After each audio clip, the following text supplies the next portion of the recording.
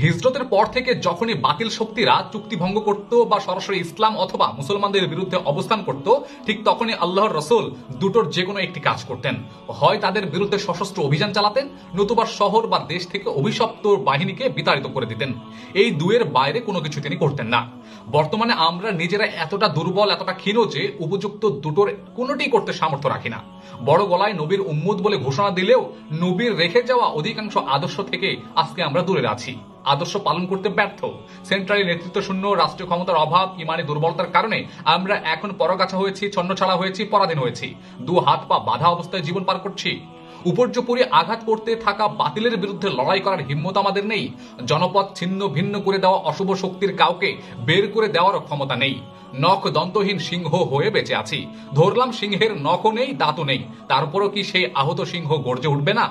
নির্ভর হয়ে কি লাথিগুতা খেতেই থাকবে? অন্তত শরীরটা নাড়া দিয়ে তছনছ করে দেওয়ার ভাব নিয়ে গর্জে কি উঠবে না? তাই না বলুন? বর্তমানে আমাদের এমন নাড়াচাড়াটাও আমরা দেখতে পাই না। আমরা এখন এমন অবস্থার মধ্যে দিন পার করছি যে কান টানলে যে মাথা আসবে সেটাও আসে না। ইসলাম বিদ্বেষী এবং মুসলিমদের বিরুদ্ধে লড়াইরত শক্তির বিপক্ষে আপনার কঠিন অবস্থান থাকা ফরজ। তাদের থেকে বারাত ঘোষণা করা বাধ্যতামূলক। সম্পর্কের প্রতিটি স্তরে বাঁধ নির্মাণ করা অত্যাবশ্যক। আপনার থেকে যেন সেই বাতিল শক্তি এক পয়সার উপকার না পায় খেয়াল রাখা জরুরি। দিনরাত 24 ঘন্টা তারা আপনার ভাই বোনকে জবেহ করছে, হত্যা করছে, আপনি তাদের ছুরি ধার দিয়ে দেবেন? দিন শেষে বলবেন আপনি মানবতার পক্ষে, ইসলামের পক্ষে? তো এমন হতে পারে না এই সে অমুক তমুক।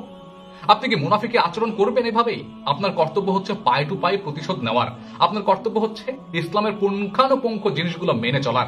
কোক সহ অন্যান্য পণ্য বয়কটের ব্যাপারটা আমাদের বৃহৎ দায়িত্বের ছোট একটি শাখা মাত্র।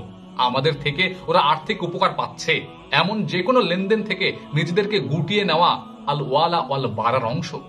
আর আল ওয়ালা ওয়াল বারা হচ্ছে ইমানের পার্ট।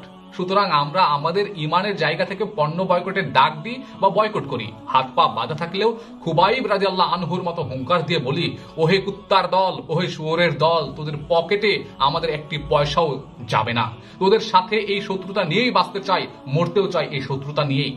কেন আজকে এমনটা আমরা হতে পারি না?